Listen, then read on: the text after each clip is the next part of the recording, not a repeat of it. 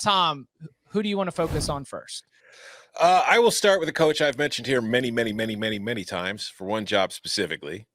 And we just mentioned his program and the guy who used to run it and got it off the ground, Jamey Chadwell, Coastal Carolina. I just think that this is finally the year he gets bumped up to a Power 5 spot. I think he's earned it. I think he's been deserving of it for a while. And I think that he would be a smart hire. And obviously I've touted Georgia Tech as the most logical spot to me, but I don't think it has to be Georgia Tech. I think there could be a number of openings that happen this cycle in which he would be a good fit for. Hell, I know they won't do it, but I don't think he'd be a bad hire for Auburn at this point.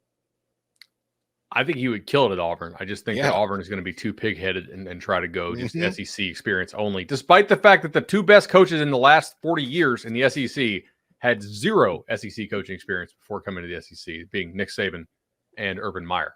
But I had Jamey Chadwell on my list, and as I was trying to run down these names, especially the ones who aren't necessarily going to be fired but could be hired away, there's also like, what would you stay for? Where are you in the cycle? There are some coaches where I think that you've got to look around and think that this was a little bit of a window. And Grayson McCall, you've been riding this wave with Grayson McCall. Last year, you had a bunch of turnover on the defensive side, and you've seen that as Coastal Carolina's defense has certainly fallen off a good bit here in 2022. You can look at what they've been able to do in the transfer portal to be able to fill some holes, but Coastal Carolina is going to face that same challenge that we've talked about a lot in the modern era, where the best players for Coastal Carolina every single offseason are now suddenly going to become potential candidates to go to one of these Power 5 programs if given the opportunity. I had Jamey Chadwell on my list because I think timing is sort of the key word here.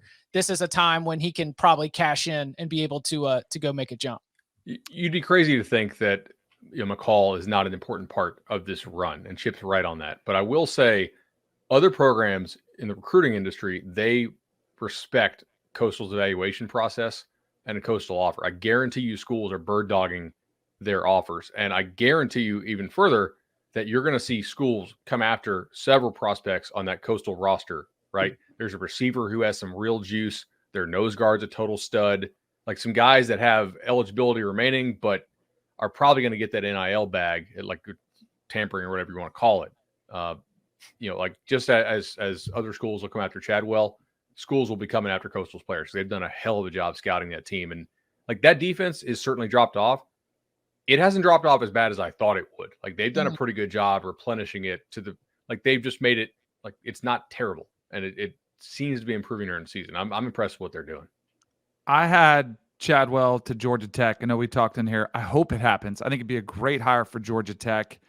I think it's a way to kind of get an offense that uses a lot of the triple option schemes, puts the quarterback in the gun. And I also say, why not bring Grayson McCall with you? I mean, he's going to get a lot. I know he's coming. He's hurt. He's gone for the year, but maybe that kind of diminishes some of the bigger schools that would have paid a bunch of big bucks. And Jamey Chadwell could say, hey, come along with me. We find some money for you and see if we can do this thing in the ACC. So I think it makes a ton of sense. And I totally agree with you guys. The timing feels right for Chadwell.